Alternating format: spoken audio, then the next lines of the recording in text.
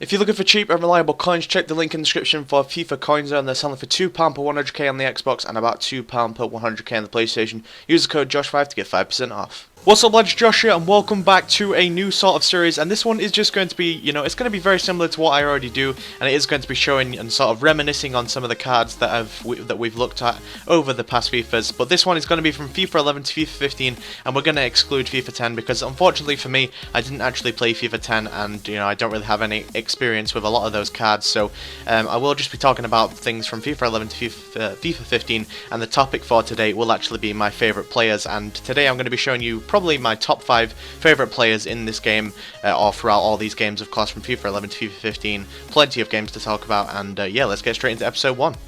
And moving on to the first player that we're going to talk about, guys, is going to be Alexandre Pato from FIFA 12, and look at this card. He was absolutely awesome, and he cost literally, what was it, like 8k? He was incredibly cheap, and this guy was phenomenal. 87 pace, 82 shot, 85 dribbling, 80 heading, and you wouldn't really normally spell out those stats as an 85 rated, but on FIFA 12 he was absolutely amazing, and on FIFA 11 he was also very good as well, but unfortunately I didn't use him as much as I did on FIFA 12. But I used this skill a lot on FIFA 11, 12, 13, and then when it got into FIFA 14, that seemed to be the stage where I sort of took the game a little bit more seriously, tried to go for content and stuff, for sort of gameplay, but then I just wasn't having as much fun as I was back in the days of FIFA 11, 12, and 13. They were just incredibly good games to play, and have some fun on, but nowadays people take it far too seriously, and obviously try and score by 8 goals plus, and obviously that is the aim of the game of football. But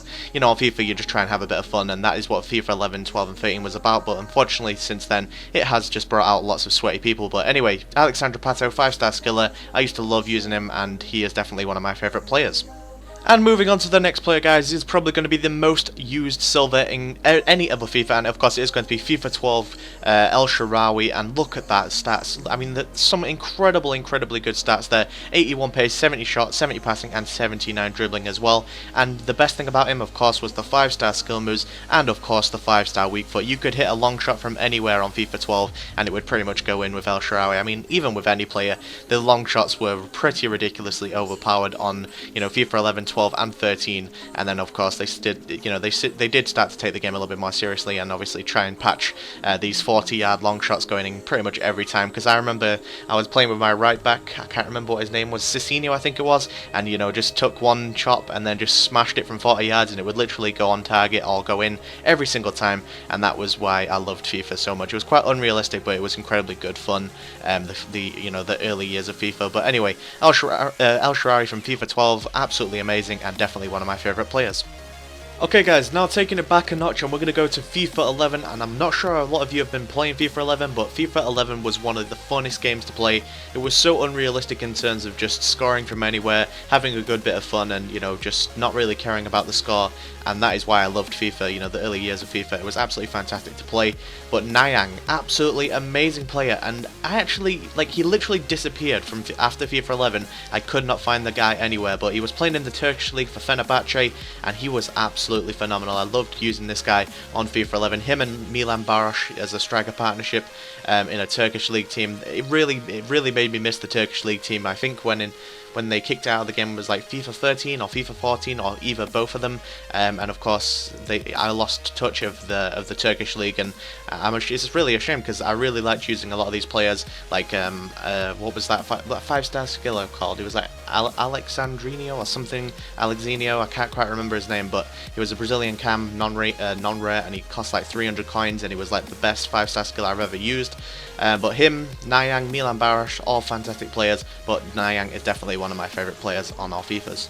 And sticking with the theme of FIFA 11, guys, we're going to be talking about another player, and it's going to be the Barclays Premier League striker, of course, and that is going to be Nicolas Anelka from FIFA 11, who had 85 rated striker for Chelsea, of course, 84 pace, 83 shot, 84 dribbling, and 82 heading. Now, they weren't actually the best of stats, but this guy in-game, it was honestly incredible. I mean, on card he looks like an average sort of Karim Benzema, but in game he played like a ridiculous Ronaldo. He was so good on FIFA 11. I mean, the stats were very misleading on this game, but in game they were felt so much better, I guarantee it. And I can imagine quite a few of you have actually played with Anelka on FIFA 11 as well. So share your opinion in the comments of Nicolas Anelka, because he was absolutely one of the best players on FIFA 11, and you would see him a lot in a lot of Barclays Premier League teams.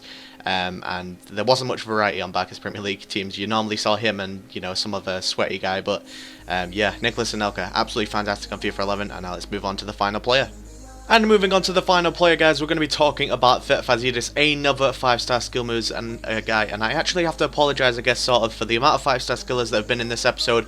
But I shouldn't really be apologising, because 5-star skill move players were like the funnest things to use in FIFA, you know, in the early FIFAs. Nowadays, they're just, it's so easy to defend against skill moves, whereas in FIFA 11, 12 and 13 it was much harder to defend against it, and it was much funner to do so. And you would actually come up against a lot of other skill moves, you know, skill players that actually tried to do skills, and it was, you know, it was just a fun experience to see everybody trying to do, you know, sort of fun gameplay, whereas not just, you know, tramp goaling it, scoring headers, etc like you do nowadays. But he was a great bit of, you know, he was a great player to use, and he was incredibly cheap. I think he was like 12k.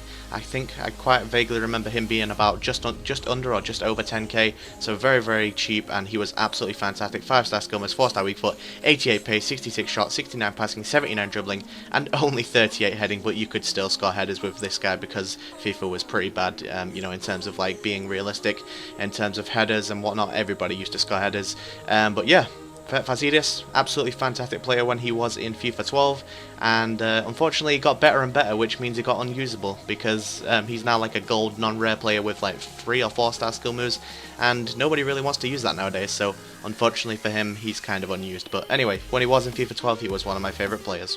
Anyways, guys, this has been something a little bit different to what I normally do, and hopefully you guys don't mind it. And of course, if you would like to see some more, comment down below of, you know, sort of certain players that I should be covering, or certain FIFAs I should go over, or anything, you know, that could be like a theme. You know, sweaty players, best headers, best I don't know, strikers, midfielders, goalkeepers, centre backs, etc. Let me know what theme I should do next for the next episode. But apart from that, thank you guys for watching this episode, and if you would like to drop a like rating for if you enjoyed it, of course, that'd be absolutely fantastic. It helps me out greatly. And apart from that, thank you guys for watching. Drop a like if you enjoyed it. Subscribe to my channel if you're new here. Follow me on Twitter @Criminal4. And apart from that, guys, I'll see you guys tomorrow with another video. Peace.